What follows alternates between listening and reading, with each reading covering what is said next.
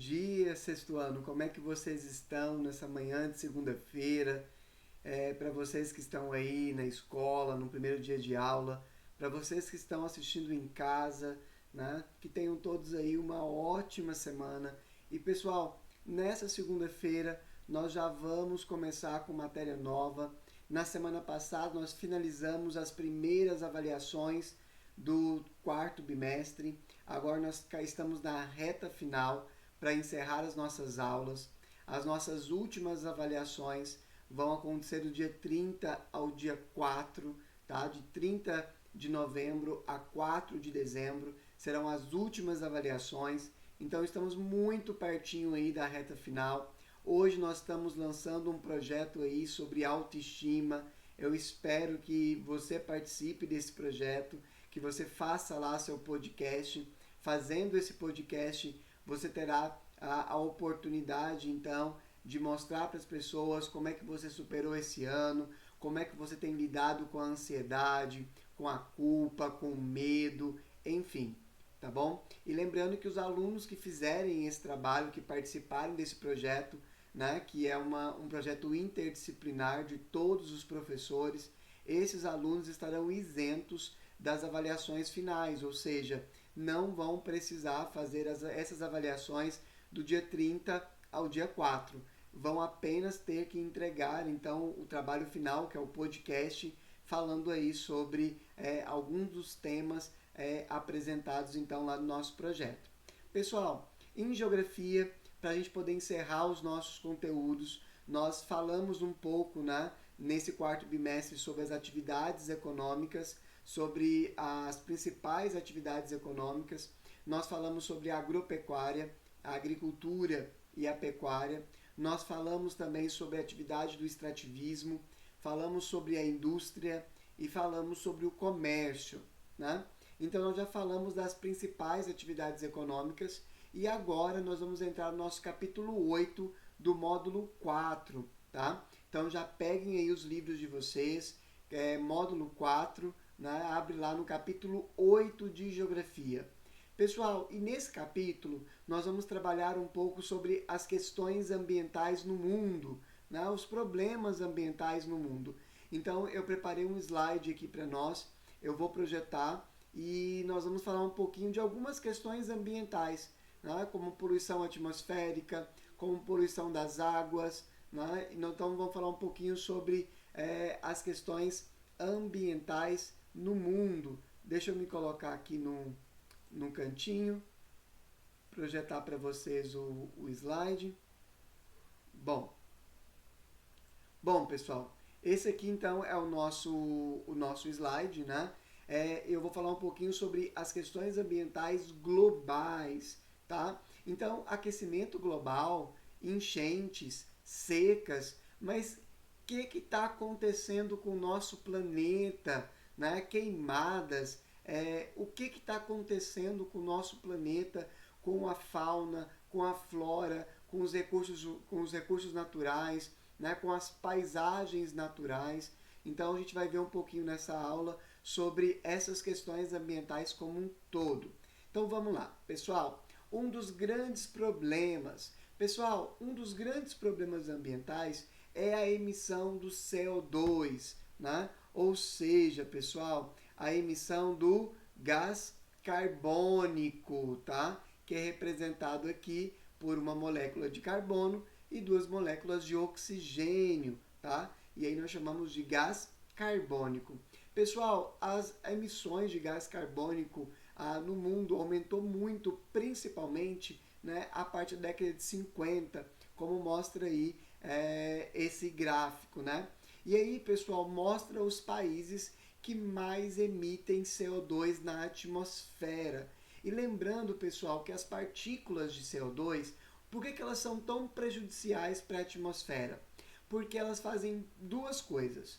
A primeira é que elas são responsáveis, pessoal, por armazenar temperatura. Quanto mais CO2 nós temos na atmosfera, mais o ar vai se aquecer, tá? E um outro problema é que o CO2 ele também destrói a camada de ozônio.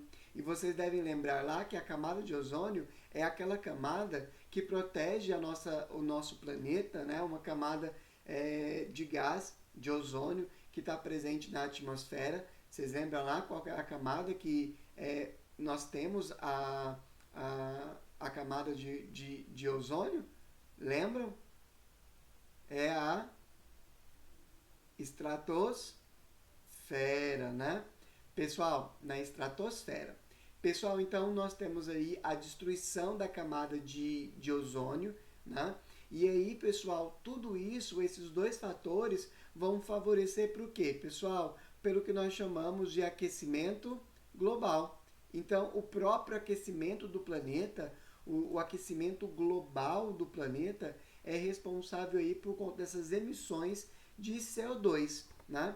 Se a gente for ver, pessoal, essa é uma realidade preocupante, né? Até coloquei aí o apocalipse já começou uma catástrofe causada aí por esse aquecimento global. Nós temos uma série de distúrbios ambientais, de desequilíbrio ambiental. Vocês já estudaram isso em biologia, né? O perigo de nós destruirmos alguns habitats de animais, de fauna, né? De algumas vegetações, porque se uma espécie ela desaparece, nós temos, pessoal, todo um desequilíbrio ambiental, já que aquele animal ele é importante para a cadeia alimentar, ele é importante para o próprio equilíbrio ambiental da natureza.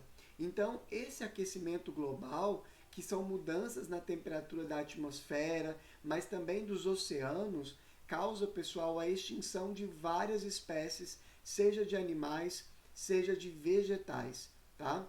E aí, pessoal, esse desequilíbrio é claro que reflete também nas nossas vidas.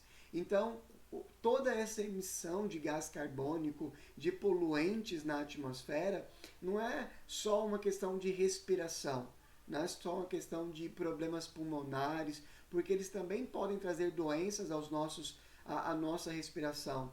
Quem tem bronquite, sinusite, né, ou seja, doenças respiratórias, sabe o quanto é grave você conviver em um lugar onde o ar é poluído, onde há muita poeira em suspensão, né?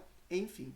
Pessoal, e aí nós temos, né, os países, eu coloquei aqui, os países mais poluidores, né, da nossa atmosfera. Mas já mostro para vocês.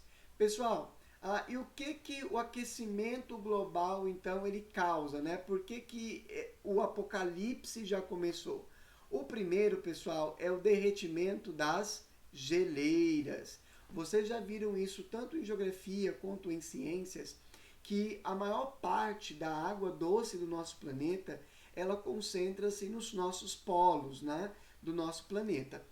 No Polo Norte e no Polo Sul, nas geleiras do Ártico e da Antártida.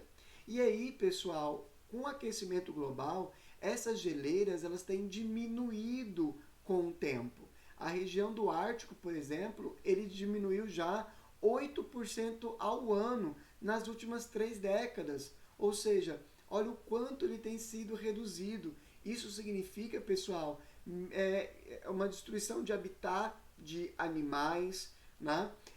Um acúmulo de água nos oceanos, enfim. Nós temos, pessoal, por causa do aquecimento global, ciclones cada vez mais potentes.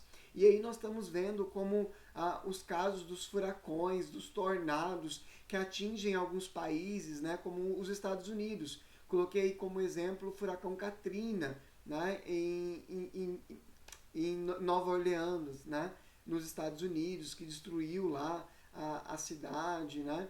O país recentemente sofreu com novos, né, fenômenos de furacões, de tornados. Isso também é potencializado por causa do aquecimento global.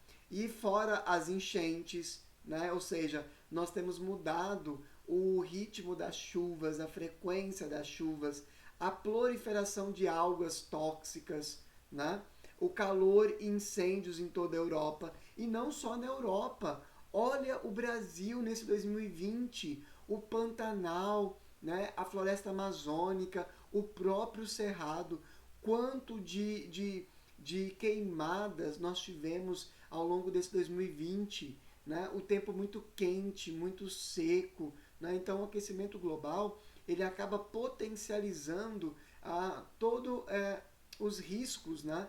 Que o próprio desmatamento e as queimadas já trazem para nós.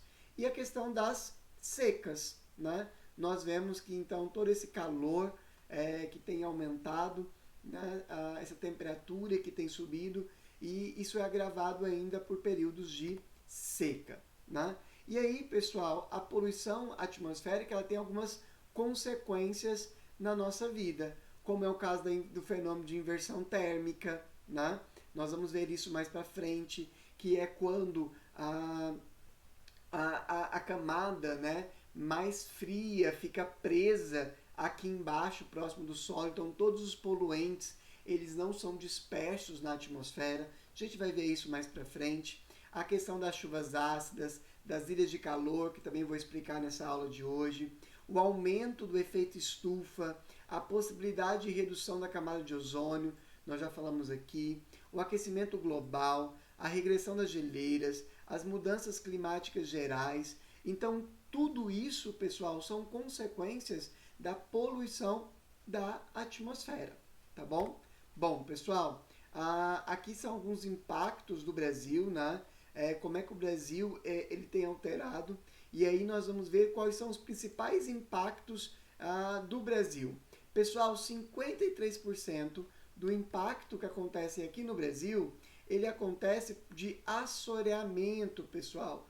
Ou seja, por causa do desmatamento, e quando chove, a chuva lava o solo, né, e leva aquela terra, leva aquela areia para dentro dos rios, para dentro dos lagos. Isso causa um assoreamento. Aquele rio vai ficando cada vez menos profundo até desaparecer. Nós temos uma alteração ambiental, pessoal, na vida das pessoas. Nós temos 38% o Brasil é afetado com poluição das águas, 35% de alteração nas paisagens. Olha o quanto nós temos mudado as paisagens por meio do desmatamento. Contaminação do solo, 33%. Poluição do solo, 22%. Degradação de áreas legalmente protegidas, 20%. Tá bom? Pessoal, como que a poluição ela aquece o nosso planeta? Aqui o caso do efeito estufa, né? Só para a gente poder entender, pessoal, a gente tem que lembrar que o nosso Sol, ele emite, então, luz solar, né? Aqui o 5, ele representa a nossa camada de ozônio. Essa luz solar, pessoal, quando ela vem do Sol e ela bate na camada de ozônio, ela é refletida, parte dela, de volta, tá?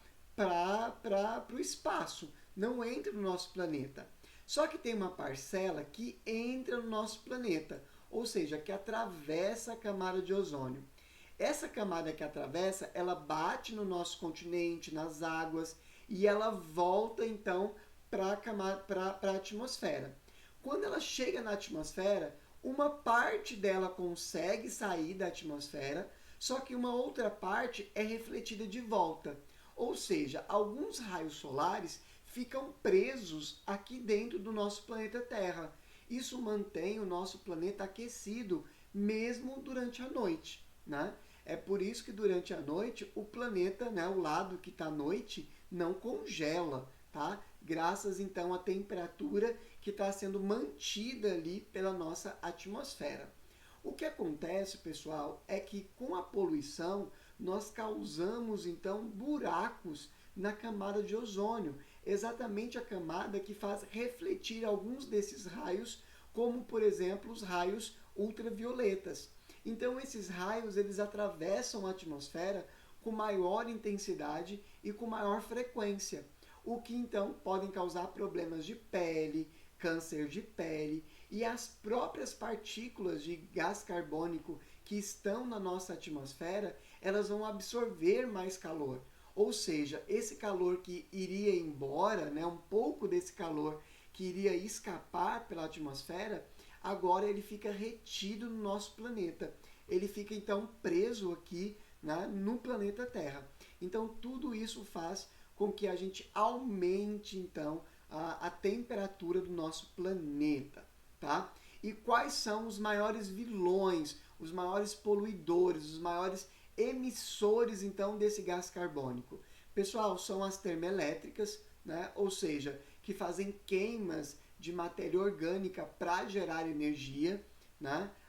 Uma outra causa é o desmatamento. Olha, o desmatamento é responsável por 18% de toda a emissão de gás carbônico, tá? E aqui, pessoal, não só o desmatamento, mas as queimadas, tá? Inclusive, durante o período de seca é proibido, né, queimar plantações de cana, por exemplo. E se queima para facilitar a colheita da cana-de-açúcar, tudo mais. Hoje essa é uma prática proibida.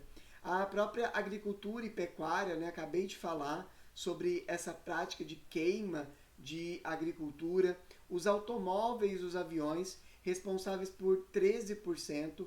O uso residencial e comercial de combustíveis, tá? Então, combustíveis fósseis principalmente, gasolina, diesel, a decomposição de lixo, 4%, e as refinarias, né, de petróleo e etc., mais 4%, tá? Então, pessoal, a gente vai ver aí que as indústrias, as termoelétricas, elas têm um peso bastante acentuado aí nas emissões de gás carbônico. E aí o que eu prometi para vocês, quais são os países que mais poluem no mundo? Pessoal, primeiro lugar, Estados Unidos. Depois, China. Agora, o que é interessante é que o Brasil, pessoal, ocupa o quarto lugar, tá bom? Em quase 300 países que nós temos no mundo, o Brasil é o quarto país mais poluidor, tá bom? Da atmosfera aí do mundo, tá? Então, pessoal, isso aí é bastante acentuado. Pessoal, as ilhas de calor. O que são essas ilhas de calor? As ilhas de calor, pessoal, elas acontecem por causa das nossas construções, tá? Aqui, no caso, representado por essa cidadezinha aí. O que nós fazemos? Nós substituímos a vegetação, né, por construções cinzas, por asfalto, e tudo isso absorve muito mais temperatura. Quem você acha que absorve mais temperatura, o asfalto ou uma árvore? Basta você ir lá 2 horas da tarde, quando o sol está estralando, colocar a mão na árvore e colocar a mão lá no meio do asfalto. Qual que vai estar muito mais quente? O asfalto. Então as nossas construções, elas acabam absorvendo muita temperatura. Isso faz, pessoal, com que nas cidades a gente crie ilhas de calor. A gente aumente a temperatura do microclima daquele lugar. Então aí até eu até comparo aí, né? Olha, a temperatura no centro da cidade, ela é muito mais alta do que a temperatura onde nós só temos as casas lá, porque lá nos bairros mais afastados, nós temos muitas árvores. E essa temperatura ainda é mais alta do que na zona rural, onde a quantidade de árvores, de verde, é muito maior. Por isso a importância de nós preservarmos os nossos parques, de nós preservarmos as áreas verdes dentro das nossas cidades, porque elas são importantes para a manutenção, né, da própria temperatura das nossas cidades. Pessoal, nós já falamos, né, a alteração aqui da camada de ozônio. Hoje a camada de ozônio ela nos protege dos raios ultravioletas, e o gás carbônico acaba, né, quebrando essas moléculas de ozônio. O ozônio ele se transforma em oxigênio. O ozônio, pessoal, ele é a fusão de 3 moléculas de oxigênio. Então nós temos aí o ozônio, né, sendo quebrado, virando oxigênio, e aí os raios ultravioletas conseguem atravessar com muito mais facilidade, né, a nossa atmosfera. E os raios ultravioletas, que são invisíveis aos nossos olhos, eles são muito prejudiciais à nossa pele, né? Então o excesso pode causar câncer de pele, pode causar problemas nas nossas retinas, né? Enfim, tá? Pessoal, e fora também aí, né, a redução das calotas polares, como nós já comentamos, tá? Pessoal, outra questão aí, a chuva ácida, né? Se nós temos a atmosfera poluída, quando chove, pessoal, toda essa chuva, então, ela acaba se transformando, né, em uma água poluída, em uma água química, e por isso chamada de chuva ácida. A chuva ácida ela é responsável por criar manchas em carro, ela corrói, né, construções, monumentos como estátuas. Né? Se vocês pesquisarem aí os efeitos da chuva ácida, vocês vão ver o quanto ela causa estragos aí para nós. Né? Pessoal, basicamente, então, essa parte aqui. Deixa eu abrir aqui para vocês. Vamos aqui só. Deixa eu abrir o livro de vocês aqui.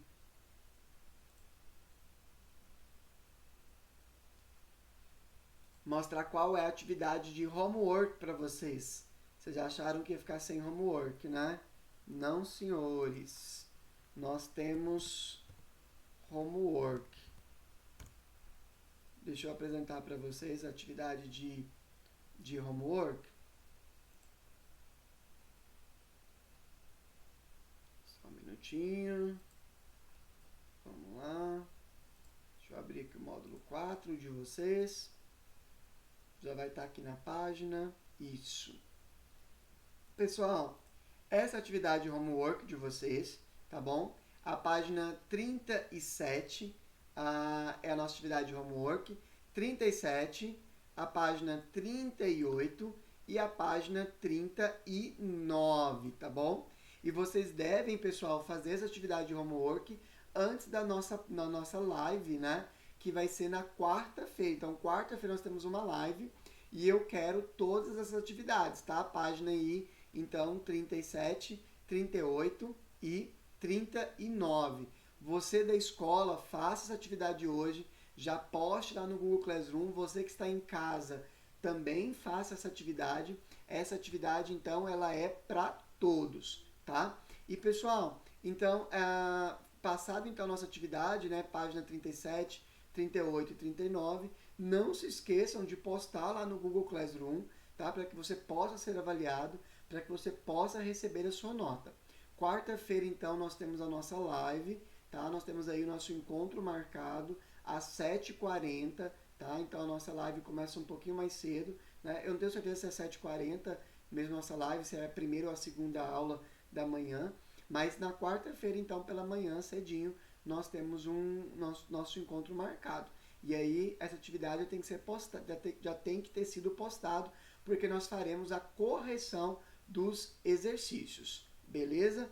Pessoal, no mais é isso, tá? Gostaria de agradecer, então, a audiência, né, de vocês. E qualquer dúvida, vocês podem me procurar, tá bom? Pelo WhatsApp, pelas minhas redes sociais, tá? E sempre que possível eu vou estar respondendo vocês. Pessoal, uma ótima semana para vocês aí, tá? Os meninos que voltaram às aulas presenciais, né? Sejam muito bem-vindos. Aos alunos que ainda permanecem em casa, né? Vocês estão tendo acesso aos mesmos conteúdos do que os alunos na escola e nós estamos aqui à disposição de vocês, tá? Para o que vocês precisarem. Pessoal, forte abraço e até quarta-feira. Tchau, tchau! Pessoal, tudo bem com vocês? Hoje a gente vai ver a nossa segunda aula sobre a cultura clássica, né? Nossa primeira aula a gente falou um pouquinho, conceituou o que era a cultura clássica e falamos sobre essa cultura clássica em alguns ambientes, na língua, por exemplo. Hoje a gente vai falar um pouquinho aí das artes, as contribuições dessa cultura clássica para as artes. E a primeira delas, que a gente vai tratar, é a arquitetura. As expressões artísticas romanas receberam durante o seu desenvolvimento muitas influências das tradições etruscas e gregas. Com o passar do tempo, a tendência dos romanos era serem os mais práticos possíveis e o mais funcional possível. E isso modificou um pouco a forma como eles incorporavam essas influência artística na arquitetura para deixar os projetos arquitetônicos com um caráter artístico, porém também funcional. Os romanos, eles expressavam a sua originalidade de forma mais visível na arquitetura. Algumas características são marcantes nesse aspecto, principalmente o aspecto monumental, porque os romanos fizeram grandes monumentos arquitetônicos e eles usavam muito arcos e cúpulas. E também construíam basílicas, templos, termas, teatros, anfiteatros e arquedutos para o transporte de água, que era uma das obras de engenharia que mais se destacava. Então, eu vou falar um pouquinho mais sobre os arquedutos. Os arquedutos, eles são galerias subterrâneas ou expostas na superfície, que serve para conduzir a água. O mais antigo que se tem conhecimento eram baseados em uma superfície livre com uma pequena inclinação para favorecer o escoamento da água. Quase todas as civilizações da antiguidade construíam aí os seus arquedutos de vários tipos, mas os romanos eles tiveram aí um grande desenvolvimento de técnicas para desenvolver arquedutos. O sistema de abastecimento envolvia um mínimo aí de 11 aquedutos e o maior dele possuía 90 quilômetros de extensão. Como eu falei para vocês, o Império Romano ele conquistou bastante territórios. Então, os arquedutos romanos eles refletiam essa filosofia romana de objetividade e praticidade. Roma deixou muitas estruturas que tinham a função de conduzir essa água por todas as cidades conquistadas. Algumas fontes atestam, inclusive, que os romanos conheciam um sistema de transporte de água por canalização subterrânea e que os aquedutos em arcos suspensos foram aprendidos com os etruscos. A escolha por esse modelo, esse tipo de arqueduto, se deve pelo valor que a obra final alcançava, porque os materiais necessários para os arquedutos eles eram bastante abundantes nas terras, portanto, nas terras conquistadas. Portanto, os arquedutos eram, apesar de ser grandiosos, eles eram baratos e por isso que se fazia os arquedutos. Como que era aí a construção desses arquedutos? Lá na página, só um minuto, cadê? Lá na página de vocês, do livro de vocês, na página 38, tem esse esquema que eu coloquei aqui, onde fala um pouquinho como que os romanos construíam, então, esses arquedutos. A construção de um arqueduto era um processo complexo, que envolvia a perfuração de túneis e a edificação de um grande conjunto de arcos para sustentar essa tribulação. Ainda nos dias de hoje, existem arquedutos que foram construídos pelos romanos cerca de 2.000 anos e permanecem em funcionamento. Inclusive, um deles eu coloquei aqui. Esse arqueduto, ele ainda está em funcionamento 2.000 anos depois. E isso só vem dizer para a gente que a qualidade e a durabilidade das construções romanas era um ponto que eles queriam e foi alcançado. 2000 anos depois, esses arquedutos ainda permanecem de pé e principalmente funcionais. Ainda falando nessa característica romana, nessa característica clássica, que é as artes, vamos ver um pouquinho sobre as esculturas, os que são chamados pelos romanos de esculturas, retratos individuais, que é uma influência dos gregos na arte romana.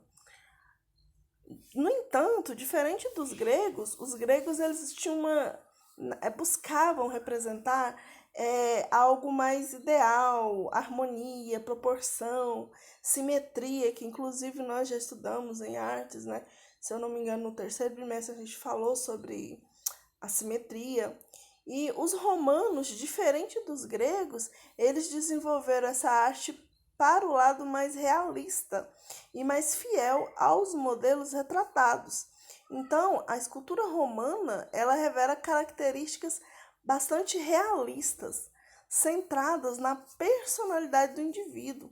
E com essa influência da arte etrusca e da arte grega do período clássico, principalmente do helenístico, porque os romanos eles preferiam o realismo emocional da representação, a perfeição idealizada, e eles eram mais pragmáticos, digamos assim. Então, as obras eram mais realistas do que idealistas.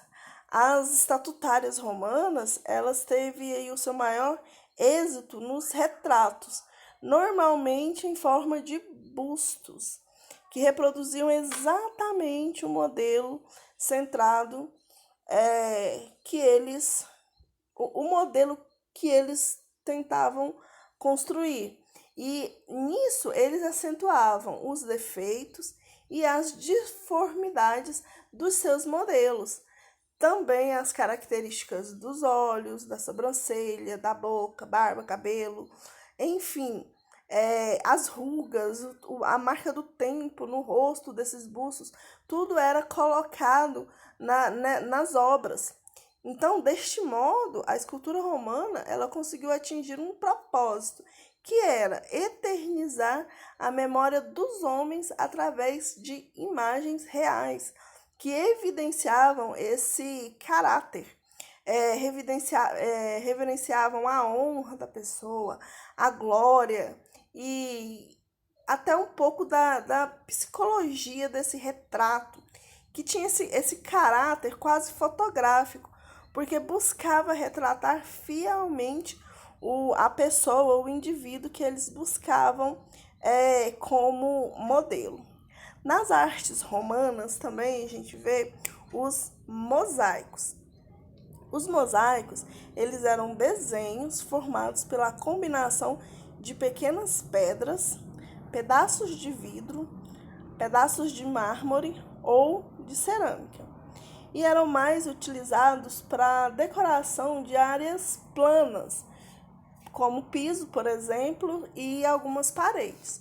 Os mosaicos se difundiram nas casas e nas vilas dos proprietários mais ricos romanos. Era algo para a elite, não era qualquer pessoa que tinha aí um mosaico em sua casa. Os temas dos mosaicos eles eram bastante variados, mas costumavam ir mais ou menos de acordo com o espaço em que eles estavam. Assim, algumas cenas do cotidiano, as cenas mais caseiras, eram comuns nas residências, enquanto os motivos mais que predominavam aí um tema mais religioso, elas se encontravam nos templos. E existia também os banhos públicos, que inclusive nós já falamos sobre eles nas salas.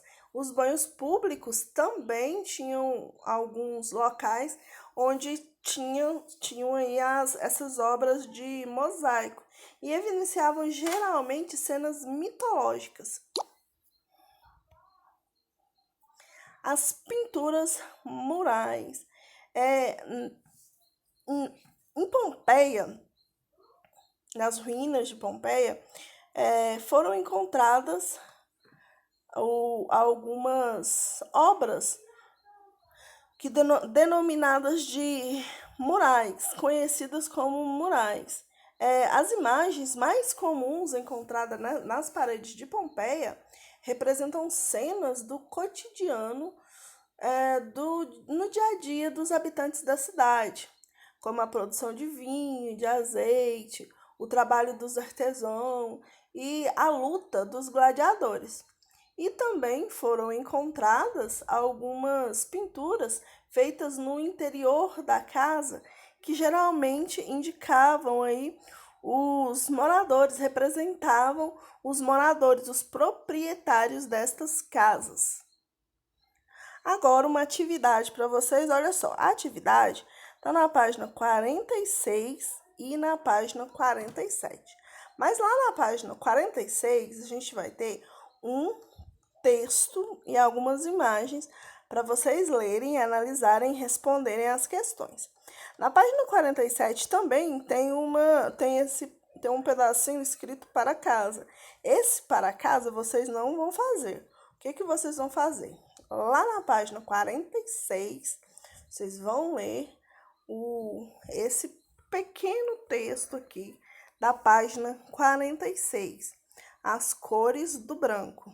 Depois que você lê esse texto, vai interpretar, pensar sobre esse texto, você vai ler também a descrição dessas imagens, conforme eu já expliquei, inclusive em sala de aula, como que a gente faz para entender as imagens, certo? E aí, vocês vão responder as perguntas até a letra D. Letra A, qual o principal objetivo dos organizadores da exposição As Cores do Branco? Letra B, por que as estátuas gregas e romanas ficavam brancas? Como os restauradores fizeram para descobrir quais eram as cores originais dessas obras? A letra C, qual a opinião de Joaquim Wiltermann sobre o uso das cores nessas esculturas? E a letra D, apesar do impacto que as estátuas coloridas causam aos visitantes, será difícil mudar a convicção das pessoas de que as estátuas gregas romanas não tinham cor. Você concorda com essa afirmação? Você vai justificar a sua resposta. Essa daqui, a número 1 da página 47, para fazer em casa, essa vocês não precisam fazer. Apenas ler o texto e responder da letra A até a letra D. Terminou de responder, fez bonitinho, vocês vão tirar uma foto apenas da página 47 das respostas de vocês. Galera, fotos legíveis para que eu possa corrigir. Então, por favor, uma foto, se você precisar mandar mais de uma foto com a letra A e a letra B e uma outra foto com a C e a D, não tem problema. Pode mandar mais de uma foto, mas que seja legível, tá ok? Galera, qualquer dúvida, nós temos a nossa live para responder todas as dúvidas de vocês. Anotem as dúvidas bonitinho para que a gente possa conversar, façam as atividades, porque na live também a gente vai falar sobre essa atividade. E então, espero que vocês façam as atividades e anotem as suas questões, tá ok? Beijos para vocês, qualquer coisa pode me procurar e até a nossa próxima aula. Beijinhos!